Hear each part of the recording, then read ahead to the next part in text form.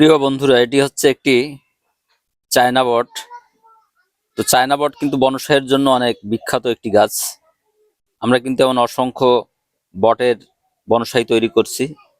অন্য অন্য গাছও আছে বনসাইয়ের তালিকায়। তবে বনসাইয়ের জন্য যারা নতুন বনসাই তৈরি করতে চান, চায়না বট থেকে শুরু করতে পারেন।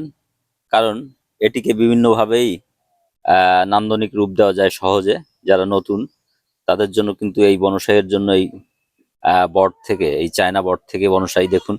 এটিকে আমরা একটু ভিন্নতা আনার জন্য এই শাখাগুলোকে তার পেঁচিয়ে এভাবে কিন্তু আহ নান্দনিক রূপ দেওয়ার চেষ্টা করছি।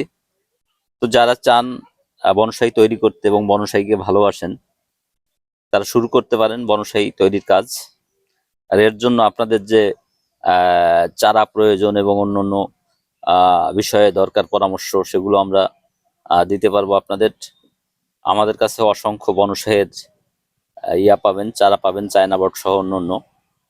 তো এটিকে কিন্তু আমরা ছোট একটি পাত্রে বসিয়েছিলাম। দেখুন শাখাগুলো এখন কত সুন্দর নান্দনিক হয়ে উঠেছে।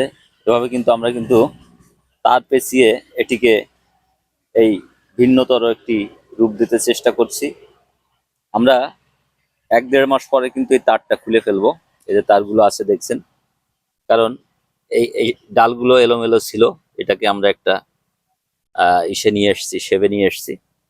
তো এই তারগুলো কিন্তু আমরা এরপরে খুলে ফেলবো। যখন এই গাছটা এভাবে বাঁকা থাকবে, কিছুদিন গেলে 1-1.5 মাস পরে এই তারগুলো সব খুলে দিব। তো আপনারা যদি চায়না বট তৈরি করতে চান, তাহলে আপনাদেরকে কিন্তু আমরা সার্বিকভাবে সহযোগিতা করব। কারণ এটি একটি শিল্প, জীবন্ত শিল্প। এই বনসাই, এই বনসাই শিল্প কিন্তু বিশেষ করে চীন, জাপান এবং বিশ্বের অন্যান্য দেশে কিন্তু এটি অনেক আগে থেকে, শত শত বছর আগে থেকে তারা কিন্তু এর প্রতি ঝুঁকছেন এবং এটি তারা এই বনসাইগুলো শখের বশে করে থাকেন। তো আমাদের দেশেও কিন্তু এখন অনেক স্থানেই এই বনসাইয়ের কাজ চলছে। আমি বরেন্দ্র বনসাই সোসাইটি থেকে কিন্তু প্রশিক্ষণ নিয়েছি, কারণ এগুলো আমার মোটেও জানা ছিল না, শখের বশে আসা।